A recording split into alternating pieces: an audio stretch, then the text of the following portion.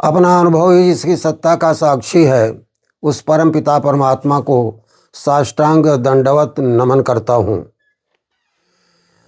संप्रति लोक सेवा संघ द्वारा संचालित श्री विंदेश्वरी स्मारक आदि विद्यालय मरुई के प्रांगण में उपस्थित भागवत स्वरूप समस्त सज्जनों एवं भगवती स्वरूपा समस्त देवियों को भक्तिभाव से प्रणाम करता हूँ। जाने अनजाने जिस भी किसी प्रकार से इस आयोजन में सहयोग देने वाली, शिरकत करने वाली समस्त दिवंगत भुवंगत एवं भुवम भावी आत्माओं का सादर अभिनंदन करता हूँ। लोक सेवा संघ के लोक चिंतामणि विचार पटल पर कार्यक्रम के प्रायोजक आलोक कुमार सिंह और अन्यों द्वारा प्रस्तुत किए गए विषय पर थोड़ा प्रकाश यथामति डालने जा रहा हूँ। यहाँ कही हुई वाणी हम सभी की बुद्धि को सन्मार्ग में प्रेरित करे ताकि सबका कल्याण हो। विषय है सफल योनि का पाठ। विषय का संदर्भ जान लिया जाना चाहिए। योनि क्या है और उसको कैसे सफल बनाया जाए और उसका पाठ क्या है, वह विद्या क्या है, इसी विषय की विवेचना यहाँ की जाएगी। परमात्मा ने 84 लाख कथित योनियों का निर्माण किया है। इसमें मनुष्य योनि सर्वश्रेष्ठ मानी गई है, क्योंकि मनुष्य समनस्क पंचेंद्रिय प्राणी है। इसके पास विकसित मन होता है और यह विकसित मन उसे आवागमन के चक्र से भी मुक्त करा सकता है। ये शक्ति इस मनुष्य शरीर में ही है। मन स्वाधीन हुआ तो मुक्त करा देता है, अब मन की गुलामी रही तो बंधन आ जाता है। बंधन किस बात का? बंधन माया का होता है। हम तो शुद्ध परमात्मा हैं। ये आत्मा शुद्ध सच्चिदानंद घन का स्वरूप है। माया के आवरण से लिप्त होने के कारण यह बंधन में पड़ी हुई है और इसी की वजह से इसे नाना प्रकार की योनियों में जन्म लेना पड़ता है, मरना पड़ता है। इसी को आवागमन चक्र कहा जाता है। इस आवागमन के चक्र से मुक्ति पाई जा सकती है अगर मन स्वाधीन हो। इसके लिए गीता में भगवान कृष्ण ने कहा था, उद्धरे दात्मनात्मानम नात्मानमवसादयेत आत्मन्यो ह्यात्मनो बंधो आत्मन्यो ह्यात्मनो रिपुः। रे मानव, तू अपने से अपना उद्धार कर। इस संसार में तेरा कोई शत्रु नहीं है और तेरा कोई मित्र नहीं है। तू स्वयं ही अपना शत्रु है और स्वयं ही अपना मित्र है। इसलिए अपना उद्धार स्वयं कर। ये उद्धार कैसे होता है? मन के स्वाधीन होने पर होता है। मन ही बंधन और मोक्ष का कारण बनता है। मन एवं मनुष्याणाम कारण बंधन मोक्षयो। बंधन भी देता है, मोक्ष भी देता है। इसके उद्धार का जो मार्ग है वही सफल योनि का पाठ है। मनुष्य की योनि जो प्राप्त हुई है, यह 84 लाख योनियों में सर्वश्रेष्ठ इसलिए मानी गई है कि कर्म करने का अधिकार इसी को है। अपने कर्म से यह स्वर्ग बना सकता है और अपने ही कर्म से नरक बना सकता है। अपने कर्म से देवता बन सकता है, अपने ही कर्म से दानव बन जाता है। यहाँ तक कि यह स्वयं परमात्मा भी बन जाता है अगर आत्म साक्षात्कार कर ले। और आत्म साक्षात्कार ही जीवन का अंतिम परम लक्ष्य है। इसको प्राप्त करने के बाद ये जीवात्मा बंधन से मुक्त हो जाती है। उसे यदि धरती पर आना भी पड़ा तो अपनी इच्छा से आती है, अपनी इच्छा से जाती है। इसी को मुक्ति, मोक्ष या निर्वाण आदि नाम दिया गया है। महत्व मनुष्य योनि का है। इसलिए मनुष्य योनि को, मनुष्य शरीर को बड़ा महत्वपूर्ण माना गया है। और देवता भी इस मनुष्य के रूप में आने के लिए, इस योनि में आने के लिए तरसते हैं, क्योंकि देवता भी भोग योनि में आते हैं। कर्म योनि या योग की योनि केवल मनुष्य की है। गोस्वामी तुलसीदास जी ने बड़ी अच्छी बात लिखा, बड़े भागो मानुष तन पावा, असुर दुर्लभ हो सदग्रंथन गावा।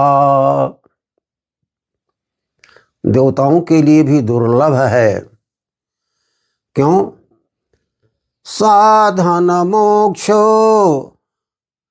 साधन धाम मोक्ष कर द्वारा, जो न पाई यह लोक संवारा। क्योंकि मोक्ष का साधन यही है। अगर इसको किसी ने संवार लिया तो उसका उद्धार हो जाता है, आवागमन से मुक्ति मिल जाती है।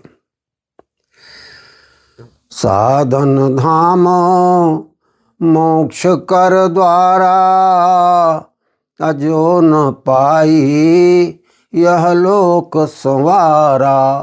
तो होता क्या है?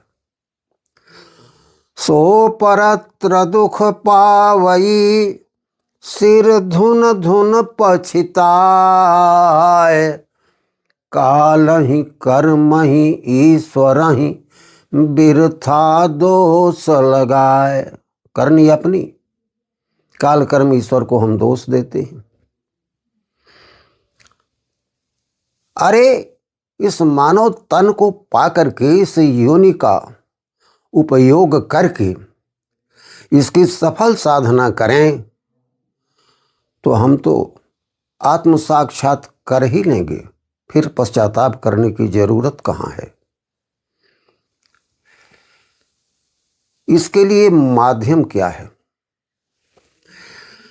मानव योनि को सफल बनाने की जो कला है, विद्या है, उसी को यहाँ सफल योनि का पाठ कहा गया है। वो सत्संग है। और सत्संग, केवल सत्संग ही उसका मार्ग है, और दूसरा कोई साधन नहीं है जो सफल योनि की कला सिखा सके।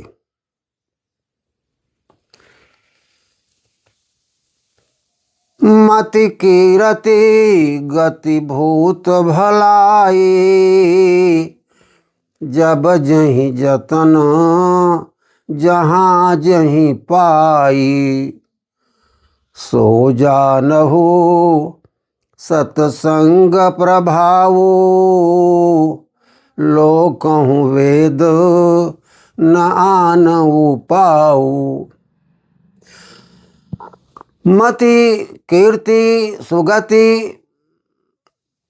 भलाई, जो कुछ भी चीजें संसार में जिस किसी ने जहां कहीं भी पाया है, वह केवल और केवल सत्संग का ही प्रभाव है, दूसरा कोई नहीं। लोक मत में, वेद मत में कहीं कोई साधन दूसरा है ही नहीं, केवल सत्संग। सत्संग के द्वारा ही कोई ऋषि बनता है, कोई महर्षि बनता है, कोई साहित्यकार बनता है, कोई मूर्तिकार बनता है, कोई चित्रकार बनता है, कोई शिल्पकार बनता है, और कोई साधना करके देवता बनता है, और उससे भी ऊपर जा करके वह भगवान बन जाता है। पत्थर को भी भगवान बनाने की कला अगर है किसी में तो वह सत्संग में ही है। बंधुओं, सत्संग की महिमा अतुलनीय है। सत्संग के सरोवर में जो स्नान करते हैं उन्हें तत्काल उसका लाभ मिलता है।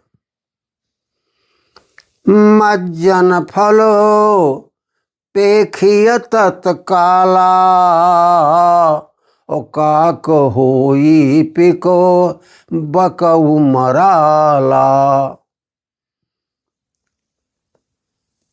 सुनिया चरज करे जन कोई, सत्संगति महिमा नहीं गोई। काक होई पिक बकऊ मराला। कौवा कोयल बन जाता है, बगुला हंस बन जाता है, तत्काल बन जाता है, सद्य परिणाम निकलता है। ये सत्संग की महिमा है। इसका बखान करना शब्दों की सीमा से परे है। यही सफल योनि का पाठ है जिसके माध्यम से हम व्यक्ति का, परिवार का और समाज का निर्माण करते। ये साधना कैसे सफल हो, कैसे सत्संग मिले, इसके लिए भी गोस्वामी तुलसीदास ने कहा है, बिनु सत्संग विवेक न होई, संत कृपा बिनु सुलभ न सोई। गुरु की कृपा होती है, संत की कृपा होती है, परमात्मा की कृपा होती है तो सत्संग सुलभ होता है। और एक क्षण का सत्संग भी बंधन से मुक्ति दिला सकता है। तात स्वर्ग अपवर्ग सुख धरिय तुलायिक अंग, तुलन ताहि सकल मिली, जो सुख लो सत्संग। एक क्षण का सत्संग सारे सुखों को एक पलड़े पर आप रख दें तो भी उस एक क्षण के सत्संग की बराबरी नहीं कर सकता। सत्संग की इतनी बड़ी महिमा है। यहाँ सफल योनि के पाठ के संदर्भ में इस बात का उल्लेख करना बहुत जरूरी मैं समझता हूँ कि व्यक्ति संसार में मनुष्य के रूप में आता है, अकेले आता है और यहाँ से जाता भी अकेले है। बीच के जीवन में वह परिवार बनाता है, समाज बनाता है, राष्ट्र बनाता है, विश्व बनाता है। अपने सत्संग के प्रभाव से समाज को स्वर्ग बनाता है और कुसंग के प्रभाव से नरक भी बनाता है। इस प्रभाव के बारे में व्यक्ति को हमेशा सोचते रहना चाहिए कि हम यहाँ आए हैं तो हमारा जीवन सफल कैसे हो। इस जीवन को सफल बनाने के लिए हमें अपना जीवन होश में जीना चाहिए, सावधान होकर के जीना चाहिए। हम जो कुछ बोलते हैं, कहते हैं, करते हैं, सब सावधानी पूर्वक ही किया जाना चाहिए। इस प्रकार हम अपने मनुष्य योनि को सफल बना सकते हैं। रेल के फाटकों के सामने लिखा रहता है, सावधानी हटी दुर्घटना घटी। जरा भी आप लापरवाह होकर जिंदगी जीते हैं तो अनिष्ट हो जाने की संभावना रहती है। अंग्रेजी साहित्य के एक प्रसिद्ध साहित्यकार हैं, आप जानते हैं, विलियम शेक्सपियर। उन्होंने एक बात बड़ी अच्छी कहा था, the best safety lies in fear. इसका अर्थ ये होता है, सर्वोत्तम सुरक्षा संभल कर चलने में है। गीता दर्शन के निष्काम कर्मयोग की बड़ी सुंदर विवेचना उस महान पुरुष ने यहाँ कर दिया। गीता यही तो बताती है कि निष्काम कर्मयोग संभल करके चलना है। कर्म अकर्म और विकर्म को आप जान करके संभल करके कर्म करें, यही तो उपदेश भगवान कृष्ण ने गीता में दिया है। इस उपदेश को कितने सार संदर्भित वाक्य में शेक्सपियर कहते हैं कि the best safety lies in fear. सर्वोत्तम सुरक्षा आपकी इसी में है कि संभल कर चलें, होश में चलें, लापरवाह जिंदगी न जिएं, अन्यथा मानव योनि को हम सफल नहीं बना पाएंगे। जब व्यक्ति परिवार बनाता है तो कितना सुंदर संयुक्त परिवार रहता है। ये परिवार उसे स्वर्ग से भी ज़्यादा सुख देता है। बच्चा पैदा होता है, माता उसे पालने में डालती है, दादी लोरी सुना करके पालने में बच्चे को हिलाती है, सुलाती है, लोरी के गीत गाती है, दादा अंगुली पकड़ करके उसे चलना सिखाते हैं। परिवार उनका भरण पोषण करता है और उसे पढ़ा लिखा कर समृद्ध बनाकर पद प्रतिष्ठा तक पहुंचाता है। लेकिन वहां पहुंचने के बाद व्यक्ति माया से ग्रस्त होकर मनुष्य योनि को विफल करता है, अपना अलग अस्तित्व बनाता है, अपने बीबी बच्चों को लेकर के अलग हैसियत खड़ा करता है। संयुक्त परिवार को सहयोग देना या जो उसके ऊपर कर्ज लदा है, परिवार का जितना कर्ज उसके ऊपर है उसको तो कभी चुकता कर नहीं सकता, लेकिन कर्ज दे लौटाना तो दूर की बात है। परिवार से ही अधिकार पूर्वक वह अपने हक की मांग करने लगता है। जब परिवार टूटने लगते हैं बंधु, मुझे बड़ा दर्द होता है कि कैसे एक आदमी जिस डाली पर चढ़ा है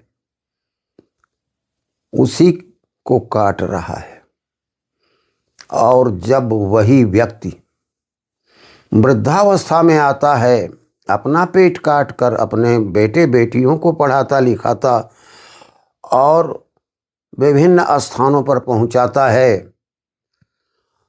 वे सब उसके यहाँ उसे देखने तक के लिए नहीं आते। पैसा रहते हुए भी दाने दाने के लिए वो तरस करके मरता है। सिसकता है कि कोई बालक हमारे गोदी में आके खेलता, कोई मुझे एक गिलास पानी पिला देता।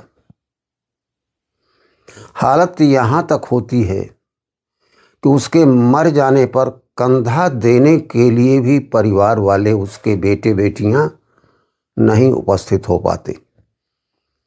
जैसी करनी वैसी भरनी, अपनी करनी पार उतरनी। बंधु, पाश्चात्य संस्कृति का ये असर हुआ है। इस प्रकार परिवारों को टूटते देख करके मुझे बड़ा दर्द होता है।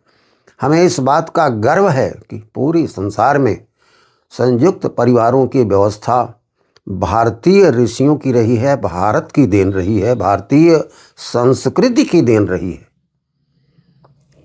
इसको अक्षुण्ण बना के रखें। यह आपके जन्म के पहले से लेकर के जीवन और मरने के बाद तक आपकी परवरिश करता है। यही परिवार समृद्ध होता है तो समाज में समृद्धि आती है और राष्ट्र में समृद्धि आती है। जब हम परिवार के प्रति अपने कर्ज को चुकता नहीं कर पाए तो हम राष्ट्रभक्त कहां से होंगे। सज्जनों, प्यार और सहकार बढ़ाइए, भारतीय संस्कारों को बढ़ाइए, टूट रहे परिवारों को टूटने से बचाइए। प्यार और सहकार बढ़ाएं और टूट रहा परिवार बचाएं।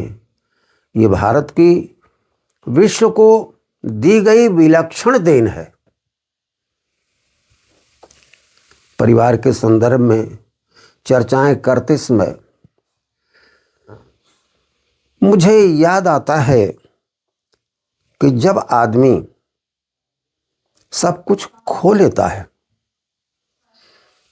तो लौट कर वह वापस भी नहीं आ सकता। परिवार तो उसने रखा नहीं, कहाँ जाएगा। ऐसी स्थितियां मुझे देखने को आती हैं। अरे पाश्चात्य संस्कृति वाले लोगों की नकल मत करो, जिनके वृद्ध माँ बाप वृद्धाश्रमों में भेज दिए जाते। अरे भाई, धन कमाना अच्छी चीज है, लक्ष्मी माता से प्यार होना चाहिए, लेकिन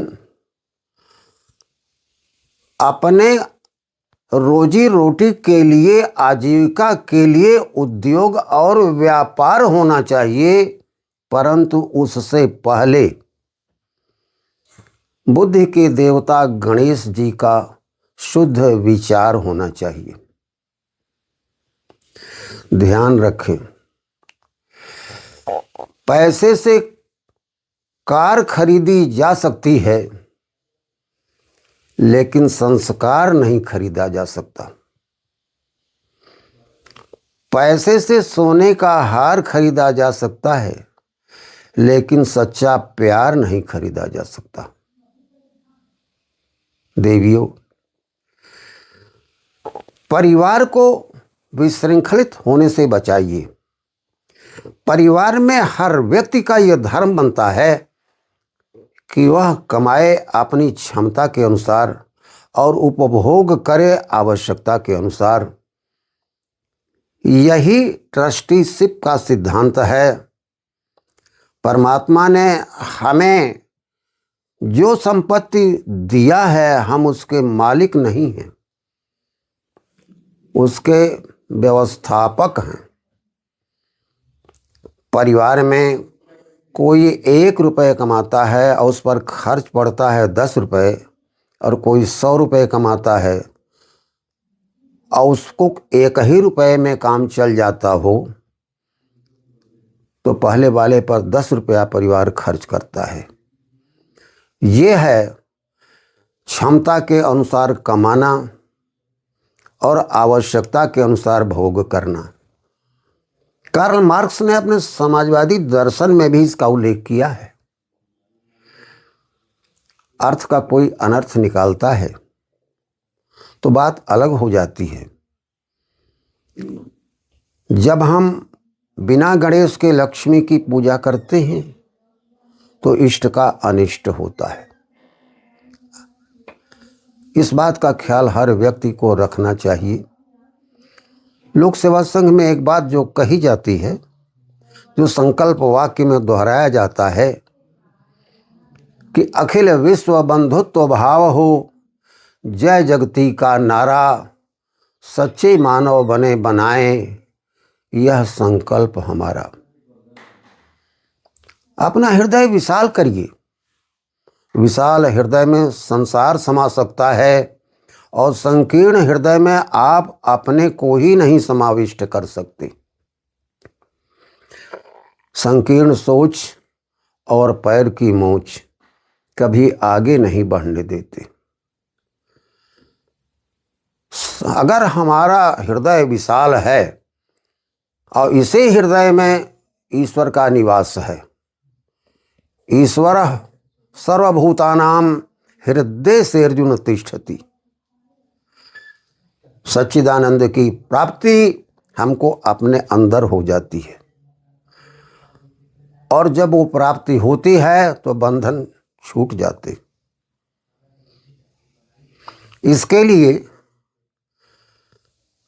परिश्रम, ईमान और उदारता का सिद्धांत अपनाया जाना चाहिए।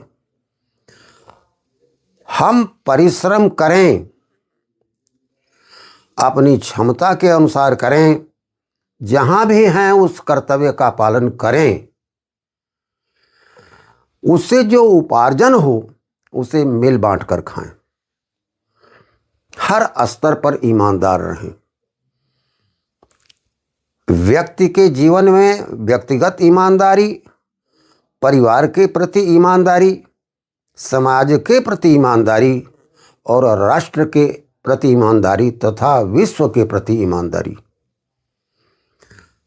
हमको भगवान तक पहुंचा देती है, हमें भगवान बना देती है।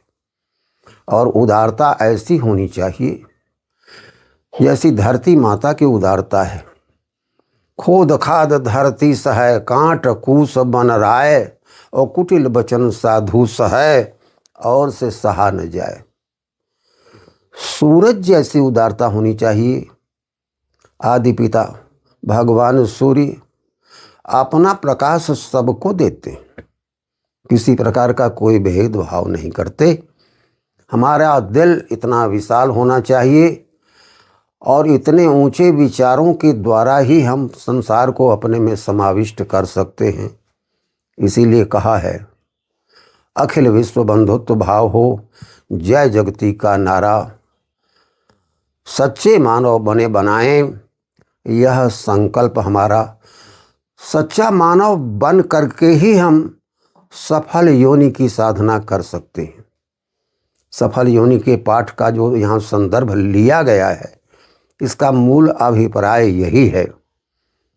प्राथमिक कक्षा में हम लोग पढ़ा करते थे, एक कविता याद आती है, मैं उस कवि को नमन करता हूँ, जिन्होंने कहा था कि अगर आप अपने जीवन को, मनुष्य योनि को सफल बनाना चाहते हैं तो एक तिनका भी आपको सिखा सकता है, बशर्ते आपके अंदर सीखने का भाव होना चाहिए।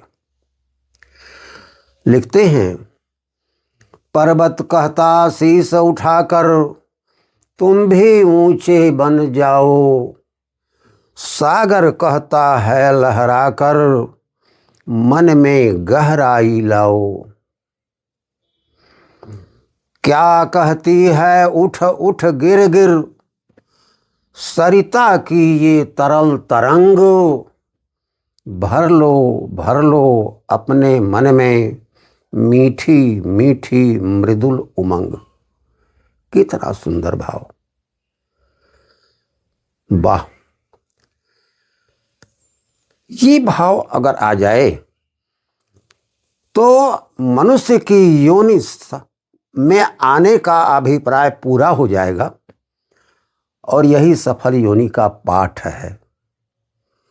और अंत में मैं मन के गीत से इसका समापन करना चाहता हूँ कि रे मानव, तू ऐसा कर्म करके जा जिसे संसार तेरे जाने पर तेरी याद में गम के आंसू बहाए।